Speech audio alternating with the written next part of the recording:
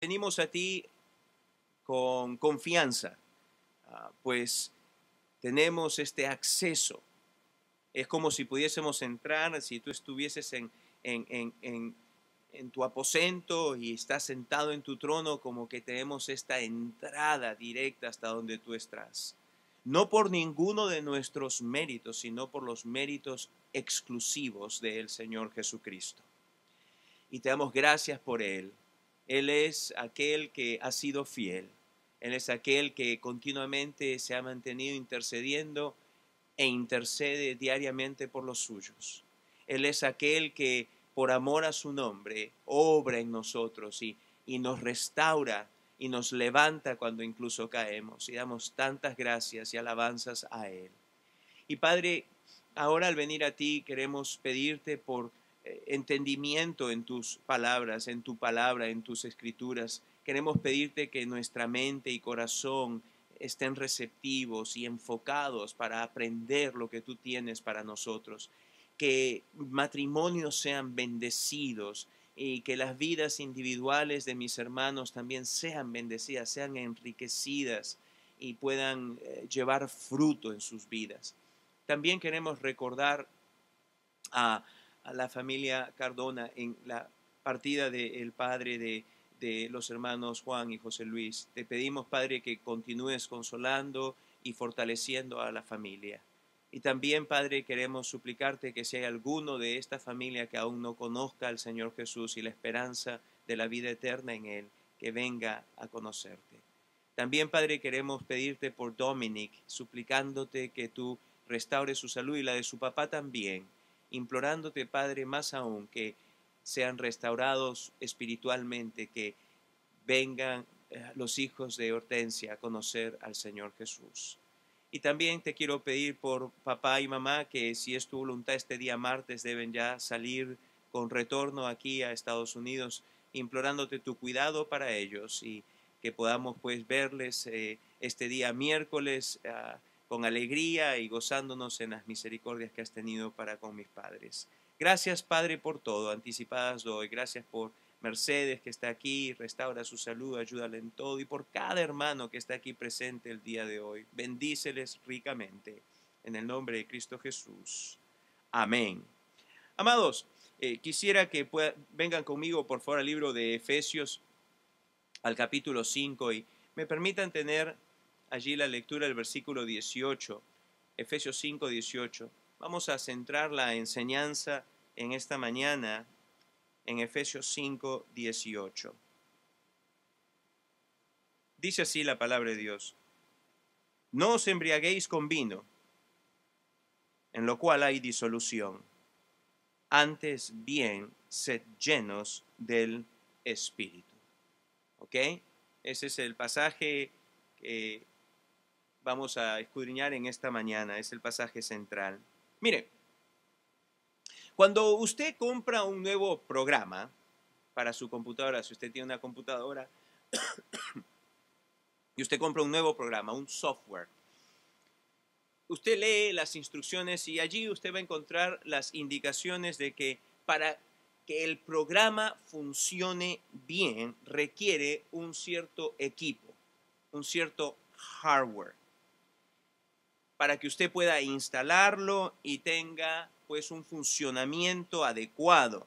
Y le dicen que si no tiene un hardware apropiado, un equipo apropiado para el software, para el programa no funciona o funcionará con deficiencias. Y permítame utilizar esta ilustración y aplicarla al matrimonio. En la Biblia encontramos instrucciones para que se pueda asegurar que el matrimonio funcione bien. En la Biblia encontramos esto. Pero hay ciertos requerimientos básicos para que las instrucciones que Dios nos da del matrimonio puedan ser aplicadas y sean del mayor provecho posible. Y en el libro de Efesios encontramos estas instrucciones. ¿Qué es lo que se requiere para recibir en mi matrimonio, en tu matrimonio, las bendiciones que Dios ofrece en su palabra? Efesios 5:18 nos explica dos requerimientos fundamentales para que un matrimonio funcione óptimamente. Dos requerimientos fundamentales. Así que el primero de ellos, vamos a ver dos requerimientos. El primero de ellos requiere que los cónyuges sean salvos. Para que un matrimonio funcione óptimamente, requiere que los cónyuges ambos sean salvos. Mire, Efesios 5 del 22 al 23 es donde encontramos las instrucciones de cómo debemos de conducirnos en el matrimonio. Pero el apóstol Pablo antecede estas instrucciones para el esposo y para la esposa con requerimientos fundamentales para que el matrimonio funcione. Vemos que el primer requerimiento fundamental es que ambos, el esposo y la esposa, sean salvos. El apóstol Pablo llama a los creyentes en la región de Éfeso, en el versículo 18, a que ellos, dice, no se embriaguen con vino, en lo cual hay disolución. Antes bien, les dice, sed llenos del Espíritu. Y se refiere al Espíritu Santo. Déjenme decir lo siguiente. ¿De dónde saco yo esto de que se requiere que sean salvos? Pues usted no ha leído ahí nada de salvación ni nada por el estilo. ¿De dónde saco yo esto? Bueno, es simple. Una persona solo puede ser llena del Espíritu Santo si tiene el Espíritu Santo. Y una persona tiene al Espíritu Santo solamente porque es salva. Si no, la persona no tiene el Espíritu Santo. Si la persona no ha sido salvada por fe en Jesucristo, esa persona no tiene el Espíritu de Cristo. Y si esa persona no tiene el Espíritu de Cristo, no puede ser llenada por el Espíritu. Así que el primer requerimiento para que un matrimonio funcione a lo óptimo, a lo máximo, al disfrute superlativo que Dios quiere que haya en el matrimonio, requiere que ambos, el esposo y la esposa, sean ¿qué? Salvos. Salvos. Vean conmigo a Romanos, por favor. Ok. Somebody's there. Ok. Venga conmigo a Romanos, por favor. Vamos al capítulo 8 de Romanos y leamos allí el versículo 9. Dice así: mas vosotros no vivís según la carne, sino según el Espíritu, si es que el Espíritu de Dios mora en vosotros. Y si alguno no tiene el Espíritu de Cristo, no es de él. ¿Ok? Ahí está.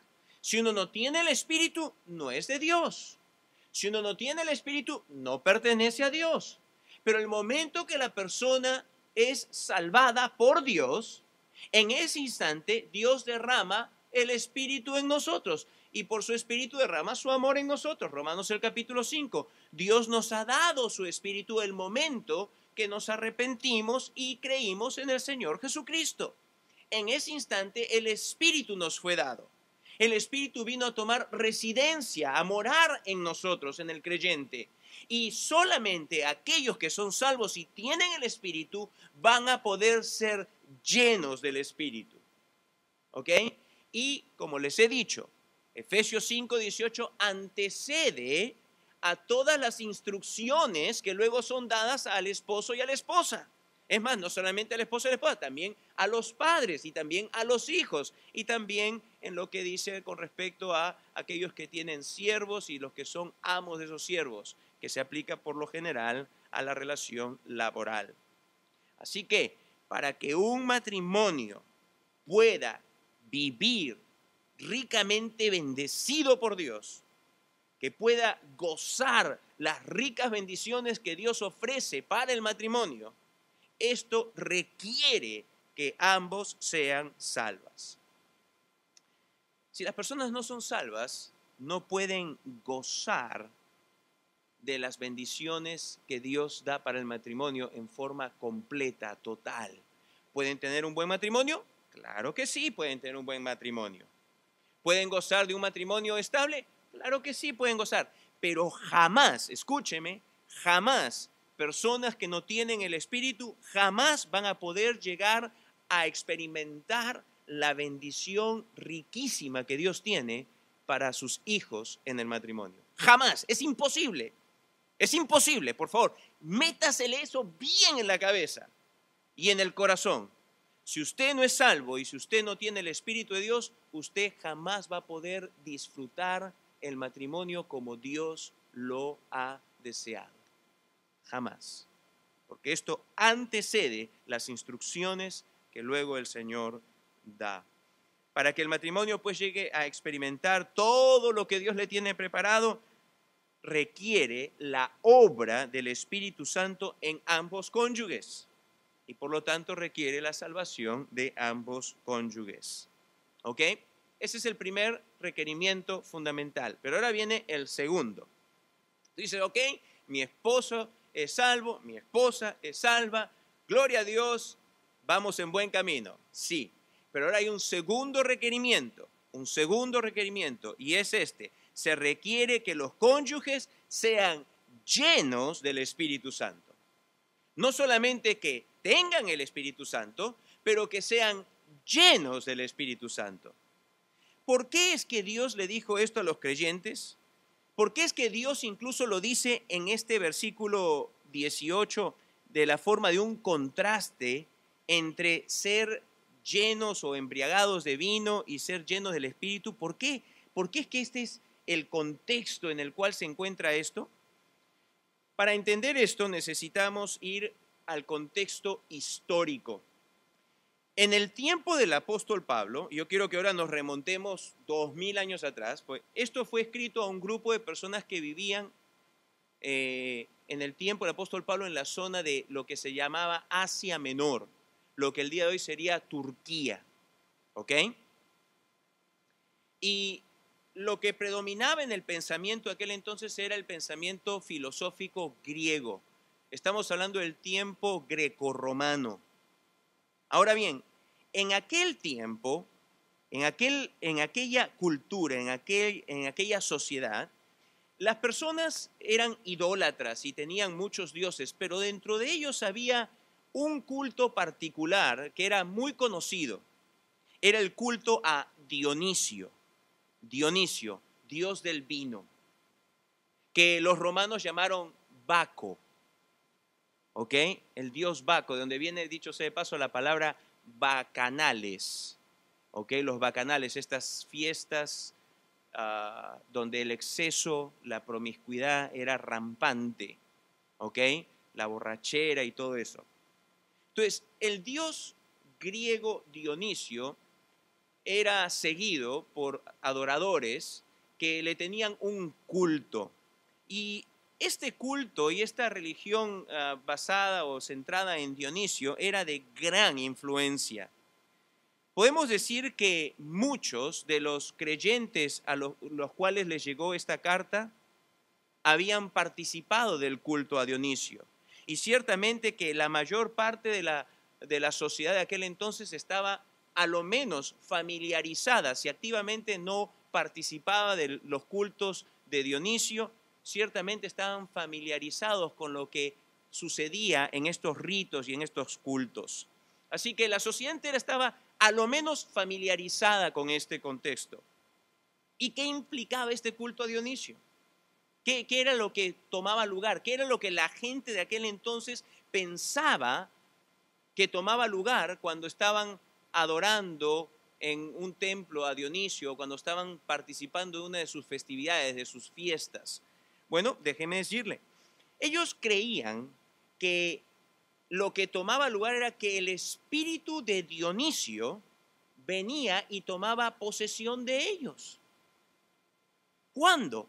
Cuando ellos bebían vino y se embriagaban. Ahora déjeme decir una cosa. El vino era mezclado con otras sustancias para producir efectos, en algunos casos, de alucinación, para atraer un efecto intoxicante e inhibidor. Es decir, las barreras de las personas caían y las inhibiciones naturales se eran puestas a un lado, de forma que la gente estaba lista para dejarse llevar por el espíritu de Dionisio. y hacer todo aquello que el espíritu de Dionisio pusiese en ellos. ¿Y qué era lo que la gente experimentaba? Bueno, experimentaban lo que ellos consideran esta unión mística, esta unión con el Espíritu de Dios, esta unión que los llevaba a tener éxtasis, euforia en medio de danzas y música. Es decir, si usted iba a una de estas reuniones, si usted iba a uno de estos cultos, lo que había es que había mucho alcohol mezclado, ¿ok? Y la gente empezaba a beber el alcohol. Conforme el efecto intoxicante tomaba lugar en la persona, la gente empezaba a bajar sus barreras, las inhibiciones se iban a un lado y empezaban entonces a danzar y empezaban a experimentar éxtasis, un furor, una euforia. Dicho sea de paso, tenían en el centro, se ha descubierto en ciertas ciudades donde han encontrado templos de Dionisio, en el centro tenían lo que yo he llamado un vomitorio. Un vomitorio. Bebían tanto y estaban tan llenos de alcohol y de sustancias que llegaba un momento en que tenían que vomitar. Y eso estaba en el centro y la gente llegaba un momento en que tenían que vomitar, iban y vomitaban ahí, después seguían en el estupor de sus mentes y en el estupor del alcohol controlando sus pasiones en aquel entonces. Y esto era dado incluso en un contexto de música. Ellos tenían ciertos instrumentos que tocaban allí y la gente danzaba y entraba en trances y había promiscuidad y terminaban, incluso en algunos casos, terminaban cogiendo animales vivos, los descuartizaban y comían. Algunos historiadores dicen que comían la carne cruda o la ofrecían a Dionisio como una ofrenda, y en algunos casos terminaban en lo que llamaríamos hoy en día una orgía. De ahí donde viene, dicho sea de paso, una vez el nombre bacanal. La idea de un bacanal es la de toda esta perdición, de todo este comportamiento desmedido en el área sexual, de este exceso de esta fiesta. Algo interesante también para que usted tome en cuenta, usted que tiene hijos y que quizá le diga, papi, hay un rave que está yendo por ahí, un rave. ¿Qué es un rave? Un rave es la versión moderna de ese tipo de fiestas. No necesariamente donde Dionisio está siendo adorado, pero básicamente con los mismos elementos de lo que era el culto a Dionisio. Los raves son fiestas donde se juntan miles de chicos. Se pueden juntar en un estadio, se pueden juntar en un warehouse. Ahí vi una foto, por ejemplo, como en Brasil, a plena luz del día, habían cerrado todo y con luces psicodélicas y con la música techno, ese con el beat. Y ahí, entonces el efecto de las luces, el efecto del ritmo, el efecto de la música y el consumo de sustancias. Hay alcohol, hay drogas, hay el éxtasis que le llaman, curiosamente, el nombre que le han dado a esta droga que produce una vez más éxtasis. ¿Ok? Todo eso se da y los chicos empiezan a moverse y frenéticamente y llegan a experimentar euforia y muchos de ellos terminan teniendo relaciones ahí mismo. Y esto es lo que está de moda, de moda. Empezó ahora último con fuerza, digo ahora último en los años 50 y 60 en Inglaterra y llegó hasta los 70 y luego pasa al resto de Europa y luego viene para Estados Unidos y Canadá en los 80 y 90 y ahorita está en todo su furor, está entrando por toda Latinoamérica. Y es exactamente con los mismos elementos de lo que paganos hacían 2000 años atrás en las fiestas dedicadas a Dionisio. ¿Qué es lo que la gente buscaba? Es interesante poder observar qué es lo que la gente estaba buscando en aquel tiempo. ¿Por qué que la gente se sometía a ello? ¿Por qué que la gente estaba dispuesta a ir y a intoxicarse de esa forma y empezar a danzar y empezar a tener estos trances, esta euforia, este éxtasis? ¿Qué es lo que la gente buscaba? Lo mismo que la gente busca siempre. Lo que las religiones misteriosas de Asia Menor ofrecían era, en primer lugar, conocimiento de los dioses. Conocimiento de los dioses. Y la gente pagana de aquel entonces, cuando se acercaba a uno de estos ritos o cuando se acercaba a una de sus divinidades, lo que estaba buscando era conocer la voluntad de su Dios para su vida. ¿Cómo lidiar con este problema? ¿Cómo lidiar con este otro problema? ¿Cómo hacer con esto de acá? ¿Cómo hacer con esto de allá? Eso es lo que la gente buscaba. Quería conocimiento de parte de sus dioses y ellos se les enseñaba en su religión, en sus cultos paganos, se les enseñaba que si entraban en éxtasis, si eran elevados por medio de esta intoxicación, que ellos no lo veían como intoxicación, quede claro eso, ellos veían que eso era el espíritu del Dios al cual ellos servían, que tomaba posesión de ellos y que los llevaba a comunión con el Dios, y que ahí les daba revelaciones y les permitía entender cómo es que ellos debiesen de vivir. ¿Usted se da cuenta de eso? Entonces ellos buscaban este conocimiento que luego pudiesen llevar a su vida mundana, a su vida diaria. Pero también estaban buscando experimentar este elevado sentir de fuerte emoción. Querían sentirse felices, querían sentirse gozosos, querían disfrutar la vida. ¿No es eso lo que la gente busca ahora? ¿No quiere saber la gente cómo debe de vivir y también quieren experimentar gozo y alegría y felicidad? Exactamente lo mismo. El ser humano no cambia, es el mismo. 2000 años atrás, hoy, y si Cristo no viene antes, 50, 100 o 2000 años más adelante. Es el mismo. Y a este grupo de personas entonces, es a las cuales el apóstol Pablo le dice, hey, le dice, ¿ustedes buscan conocimiento? ¿Ustedes buscan experimentar gozo y alegría? ¿Ustedes quieren saber cómo conducir sus vidas? Bueno, déjenme decirles, no se embriaguen con vino, no piensen que va a venir el espíritu de Dionisio y que va a darles a ustedes conocimiento y que va a darles a ustedes gozo y alegría. Dice, miren, vean el contexto, por favor, vean conmigo a Efesios 5, versículo 17, miren el contexto. Por tanto, dice, no seáis insensatos, sino entendidos de cuál sea la voluntad del Señor. No os embriaguéis con vino, en lo cual hay disolución, antes bien sed llenos del Espíritu, hablando entre vosotros con salmos, con himnos y cánticos espirituales, la música, ¿se dan cuenta? Y alabando al Señor en vuestros corazones, dando siempre gracias a Dios por todo, al Dios y Padre en el nombre de nuestro Señor Jesucristo. Lo que el apóstol Pablo les dice básicamente es lo siguiente, le dice, hey, le dice, ustedes quieren disfrutar la vida, ustedes quieren tener conocimiento, ustedes quieren hacer, eso no se encuentra en estos cultos paganos idolátricos. No se encuentra allí. Esto se encuentra siendo lleno del Espíritu de Dios. Ustedes necesitan conocimiento, ustedes necesitan saber, ustedes necesitan ser dominados por Dios. Es el Espíritu de Dios que los debe dominar. Ustedes quieren vivir la vida con felicidad, con llenura, con gozo, con alegría, disfrutarla. El Espíritu de Dios hace tal obra que no puede sino el continuamente tener una canción de alegría y al contemplar cuántas bendiciones te ha dado, no puedes sino dar gracias a Dios continuamente por todo lo que Él ha hecho por ti. Por todo lo que Él ha hecho por ti.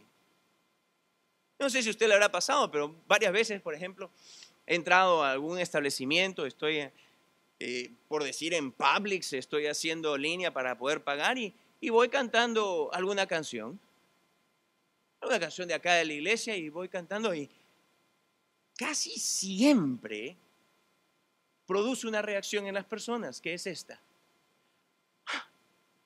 Are we having a good day? ¿Estamos teniendo un buen día? Porque la gente entiende que cuando la persona está expresando o está cantando o tiene una melodía, algo, es porque las cosas están bien. Es porque uno está alegre. Es porque uno está disfrutándola. Usted haga una cosa. John Colucci no hace esto. Yo sé que John Colucci hace esto, pero si usted está parado en una luz, John Colucci es el que mira solamente la luz y se queda ahí mirando hasta que la luz cambie de rojo a verde y después sí. Puedes estar a su costado y le toca la bocina, ¡John! ¡Ah! John! Y John nada, se queda así nomás. Pero usted haga esto, de rato en rato, usted voltee mira a su derecha, mira a su izquierda, y a veces usted va a encontrar a la gente. Y tú la ves, y básicamente lo que vas a encontrar es una persona que tú la ves alegre, ¿cierto? Alegre. Pues tiene continuamente una canción. Bueno, el mundo tiene una canción y su alegría se deriva de un principio de vida completamente extraño al que la Biblia presenta, completamente opuesto al que la Biblia presenta.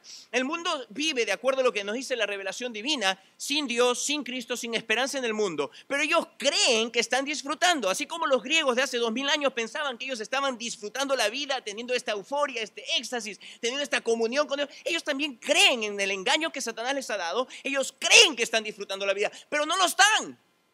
No lo están, pero sin embargo, cuando tú vas y dices, como hemos cantado hace un momento, nombre que me restauró, y viene a tu mente cuántas veces has caído y cuántas veces Dios te restauró. Y no, aquel que me levantó ha sido fiel, ha sido fiel. ¿Sí o no? Él te levantó cuando has caído, Él te restauró cuando estabas pues así, que ya estabas en el piso y que el enemigo dijo, ahora sí te tengo ahí. Él te levanta y te restaura. Él ha sido fiel aun cuando hemos sido infiel. Eso produce una alegría, eso produce un canto cuando empiezas a contemplar quién tu Dios es, cuánto Él hizo para salvarte y las muchísimas plenitud de bendiciones que te ha dado. No puedes sino cantarle y estar por todo agradecido a Dios, por todo. El apóstol Pablo pues le dice, la forma de vivir así es que ustedes requieren ser llenos del Espíritu. No se trata de esa falsificación del diablo,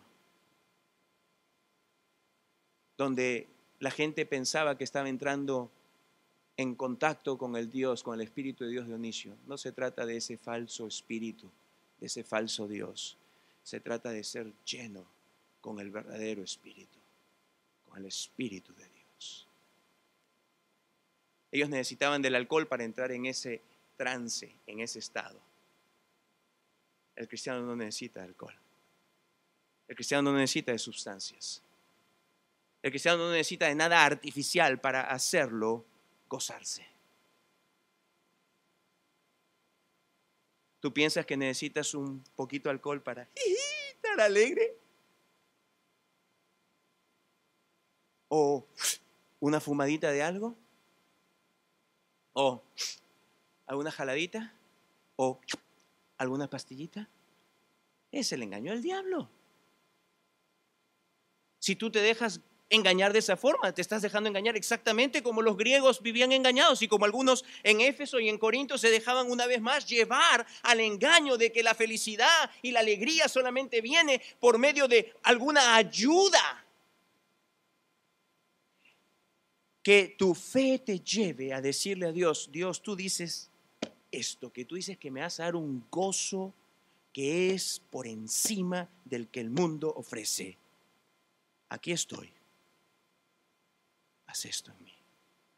Llévame a disfrutar la vida y a vivirla como tú quieres que yo la viva. Con el gozo, la alegría y el poder del Espíritu Santo en mi vida. Ahora bien, el apóstol pues les dice, hey, ustedes necesitan ser llenos del Espíritu de Dios. Necesitan ser llenos. ¿Qué significa esto?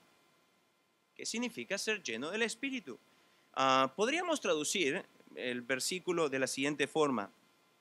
Versículo 18. Antes bien, seguid llenándoos. O antes bien, llenaos sin cesar del Espíritu. La idea es que esta llenura no es automática, que puede ser interrumpida, pero que debiese ser algo continuo más bien en nosotros. ¿Ok? Ningún cristiano puede vivir la vida cristiana como Cristo quiere que la vivas como Dios tuvo intencionado que sea, lleno de ese gozo y de esa felicidad y de las bendiciones, que tú puedas palparlas, disfrutarlas, que esté en tu corazón, esté en tu mente. Ninguno puede hacerlo aparte de la llenura del Espíritu. Es imposible, es imposible. Ningún creyente va a disfrutar la vida cristiana sin la llenura del Espíritu Santo. Para conocer cómo vivir en la vida, para obtener la felicidad y la alegría en la vida que Dios tiene intencionado para ti, requiere que cada día, a cada instante, tú y yo seamos llenos del Espíritu Santo. El mandamiento es dado, interesantemente, en voz pasiva. Es decir, no dice, llénense ustedes mismos del Espíritu, sino dice, sed llenos. La llenura la hace el Espíritu. La llenura no la hago yo. Tú no puedes llenarte del Espíritu a ti mismo, sino que el Espíritu viene y te llena a ti. Entonces el mandamiento debe ser entendido de la siguiente forma: déjense llenar por el Espíritu. Déjense llenar por el Espíritu. Eso es lo que el mandamiento nos instruye. Déjense llenar. Ahora bien, eso significa algo que requiere nuestra sumisión voluntaria al Espíritu de Dios. Tu sumisión voluntaria. Señor, aquí estoy. Diaria, continua.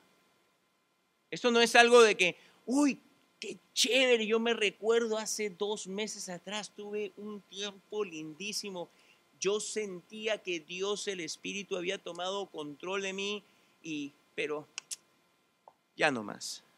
No, esto es algo que Dios dice debe ser continuo. Es algo que voluntariamente tú y yo debemos de dejarnos llenar por el Espíritu. Esto requiere mi sumisión voluntaria a Él el día de hoy.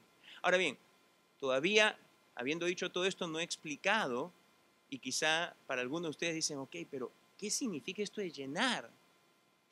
¿Cómo es esto de llenar? ¿No acabas de decir que ya está el Espíritu en mí? ¿Cómo es que toma lugar esto de llenar? ¿Qué es lo que esto significa? Bueno, para poder comprender, espero completamente lo que la llenura del Espíritu es, déjeme usar 3 ilustraciones. ¿Ok? La primera de ellas es, imagínese usted un velero con sus velas. El velero solamente se va a mover si viene ¿qué? Viento. Y el viento ¡fua!, infla la vela. Y cuando el viento infla la vela, ese velero se empieza a mover. ¿Cierto? La idea es la siguiente: ser lleno del Espíritu es cuando el Espíritu viene y te lleva o te mueve. Es Dios el Espíritu quien debe de llevarte o moverte, llevarte hacia la acción, llevarte hacia algo. Es Él el que debe hacer este llevar, este mover. Segunda ilustración, sal. ¿A quién le gusta comerse una carne sin sal? ¿A alguien? ¿No es más rica la carne con su punto de sal? Imagínense en este momento un steak en la parrilla. Y ese steak está allí y usted le pone, como Melissa dice, solo sal. Y está ahí asándose. ¿Qué es lo que hace la sal? La sal permea las fibras de la carne. Cosa que cuando usted pone su tenedor y el cuchillo y corta eso, y luego usted trae ese trozo de carne a su boca y usted le mete diente a eso y su lengua empieza a sentir los juguitos de la carne. Usted dice, qué rico.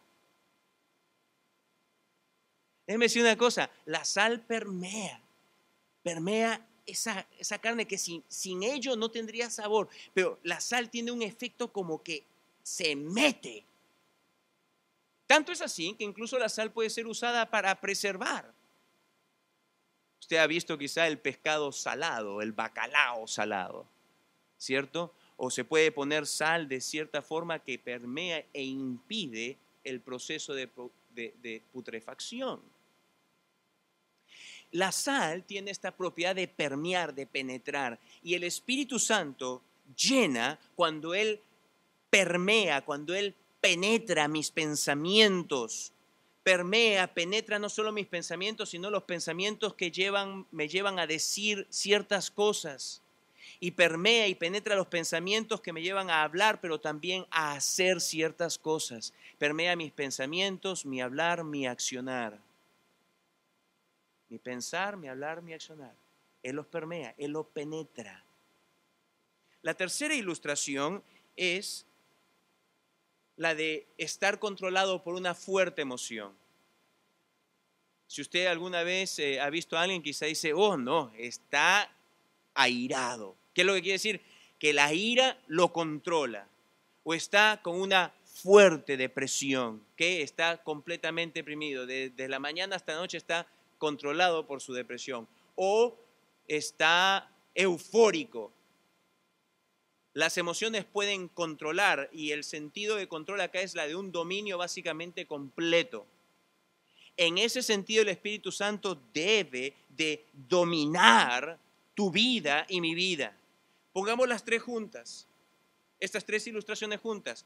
¿Qué es ser lleno del Espíritu? Ser lleno del Espíritu es dejarme mover por el Espíritu, es dejar que Él penetre mi mente, penetre mis palabras, penetre mis acciones, es estar completamente dominado por el Espíritu de Dios. Yo debo de dejar que Él me domine, que Él penetre todo mi ser, completamente. La pregunta que tengo para ti es,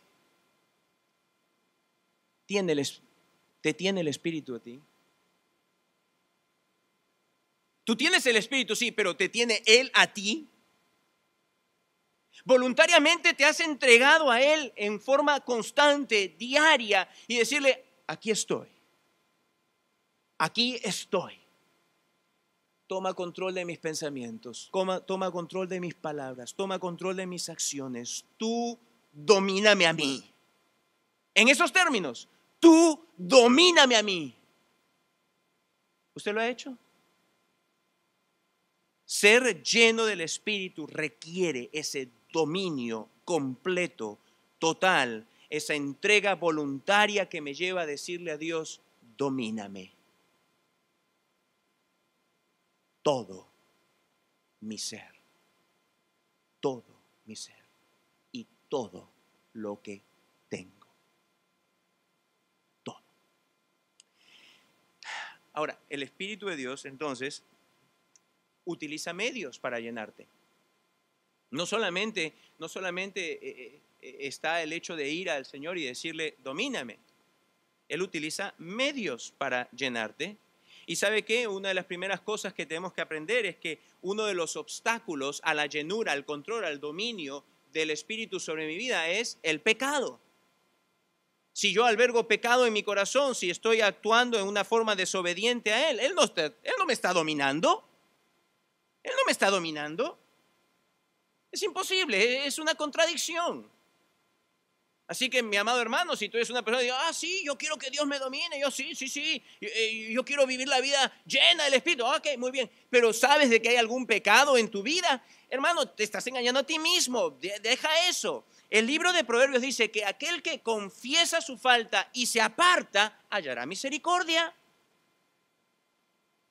Y el libro de los Salmos, en el capítulo 32, dice, mientras me callé, las cosas no me fueron bien. Se envejecieron mis huesos. Pero cuando dije, confesaré mi falta y te declaré mi pecado, dice, allí me perdonaste. Así que el primer medio en realidad es la limpieza continua que debe de haber en mi vida con respecto al pecado. Ese es el primero de los medios. El primero de los medios. Pero hay un segundo medio y es lo que ya les he dicho, es esta entrega diaria que debe de haber en ti y en mí hacia el Señor. Digamos que cuando usted abre sus ojitos en la mañana y hace, "Oh", lo primero que venga es, oh Señor,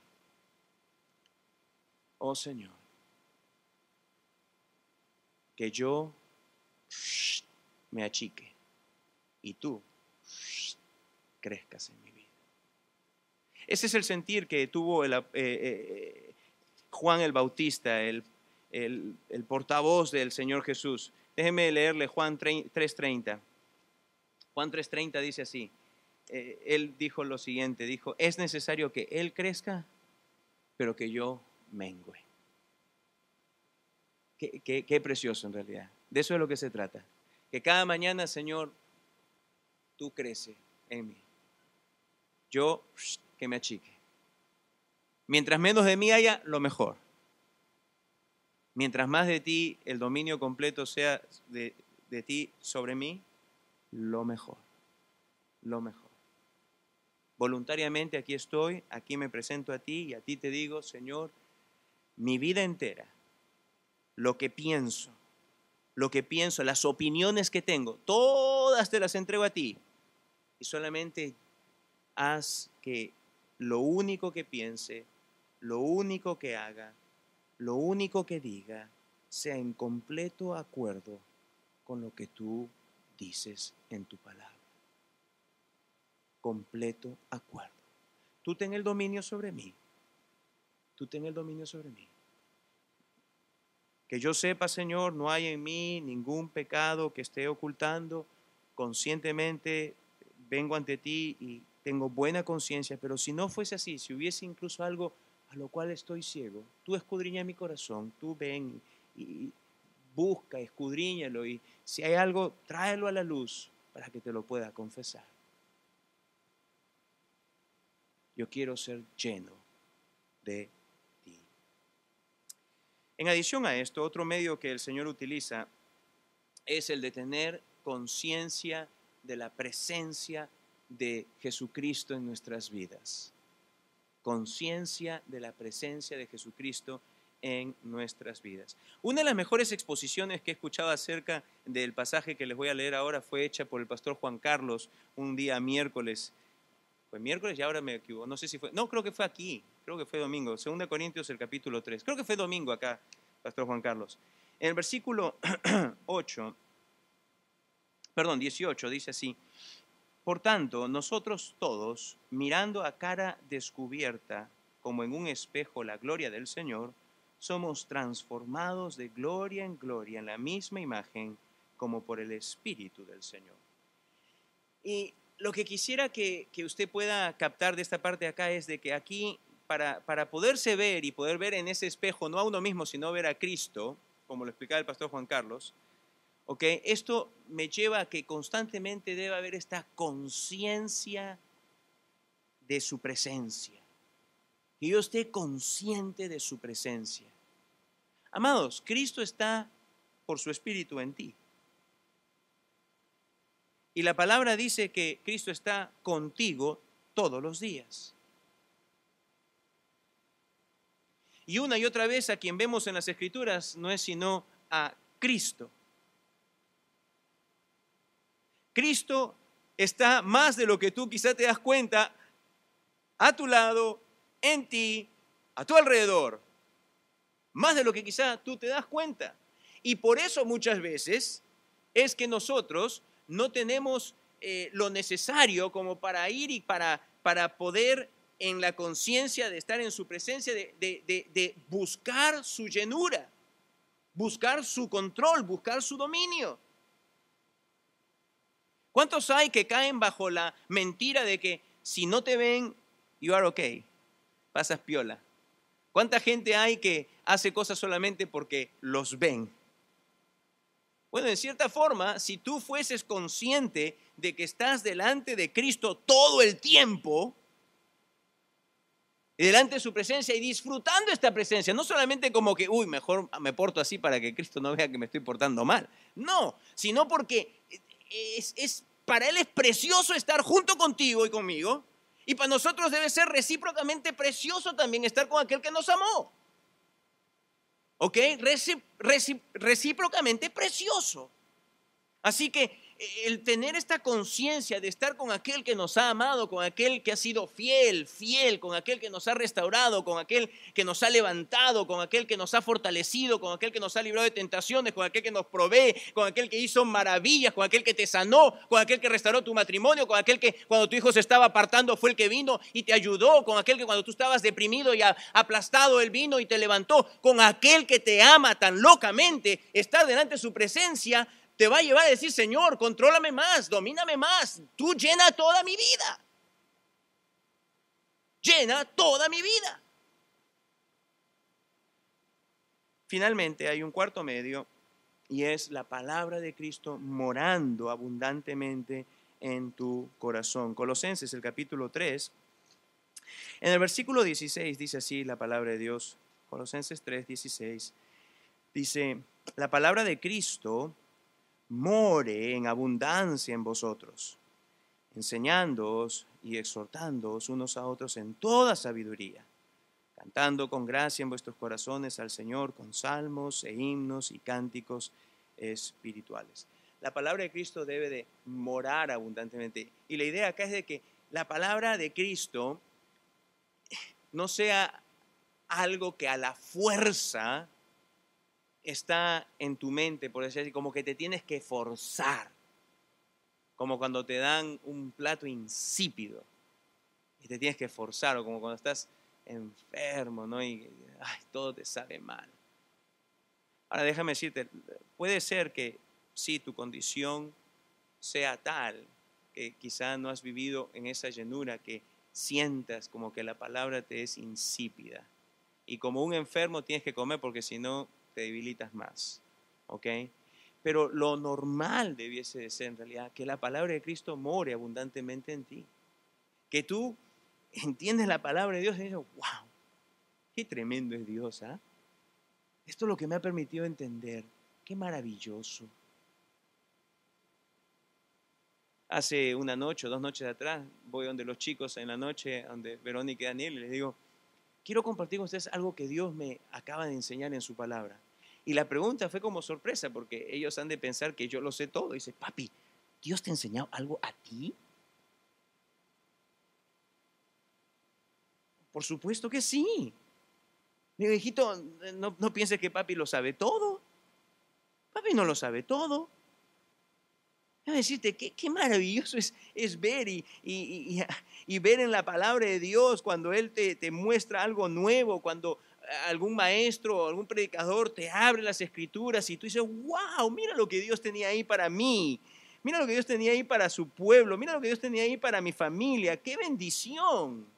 ¡Qué bendición!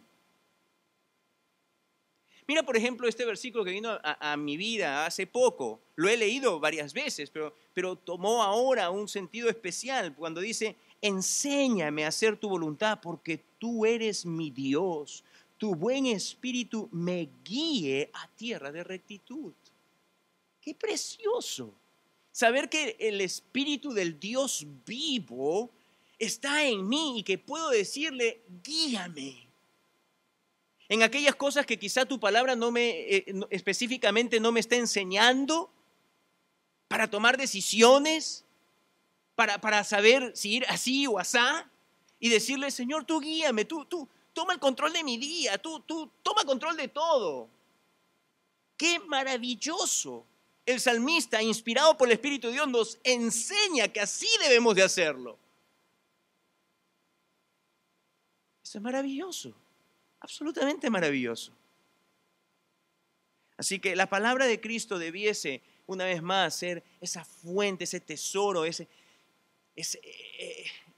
alimento tan suculento, tan delicioso, que una y otra vez vamos y nos llenamos de ello, y nos llenamos y nos nutrimos y nos fortalecemos y nos mantiene saludables y nos lleva a desear más y más y más y más de ello. Amados, disfrutar plenamente del matrimonio requiere que seas salvo y requiere que seas lleno del Espíritu. Porque Él es el que te va a mover. Él es el que te va a dominar. Y algunas de las cosas que te va a llamar a hacer, ciertamente que van a ir contrario a lo que nuestra sociedad dice, y ciertamente que van a ser contrarias contra tu carne, que se va a buscar que oponer. Y entonces el Espíritu de Dios te dice, yo necesito saber y te necesito en aquella posición donde yo te domine a ti. Si no, las cosas no van a funcionar. Te necesito aquí, sometido a mí. De otra forma no funciona, amados. De otra forma usted puede tratar de, mire, vaya, consejeros, busque psicólogos, váyase a conferencias, lea 800,000 libros. No va a funcionar. No va a funcionar. Usted puede hacer incluso lo que un libro decía, tengo entendido que un libro decía, vete a comprar un osito de peluche y lo vas a envolver en papel aluminio. Y vas a abrir el freezer. Vas a sacar todo lo que hay allí y lo vas a meter al fondo. Vas a regresar todas las cosas, lo vas a tapar y vas a cerrar tu puerta. No te aseguro, decía el autor, no te aseguro si en una semana o en un mes, pero déjame decirte, cuando tu esposa abra eso y saque y diga, ay, ¿qué es eso? Y Laura decía, ay, mi marido, qué lindo, me dejó un osito. Hay personas que piensan que eso es lo que hace un matrimonio. Es el tipo de consejo que le dan a los matrimonios para que sus matrimonios funcionen. Mete un osito en el refrigerador.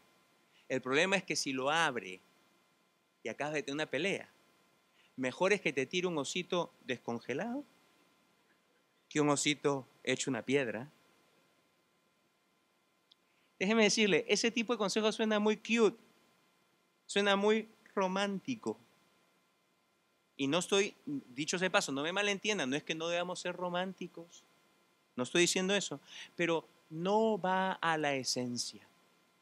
Les quiero recordar, somos pecadores, redimidos, pero pecadores, y tenemos una carne que se levanta como una serpiente orgullosa.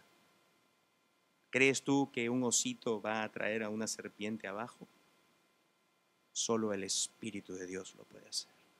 Y Él te necesita sometido a Él, dominado. Amén. Padre, venimos a ti para agradecerte por tu palabra. Y nos estamos adentrando, Padre, a cosas más fundamentales. El consejo de tu palabra es práctico, como hemos estado viendo semanas atrás, pero ahora estamos entrando a ver cosas muy fundamentales que han de ser las que estén en la base de nuestros matrimonios. Ser salvo, ser lleno de tu Espíritu.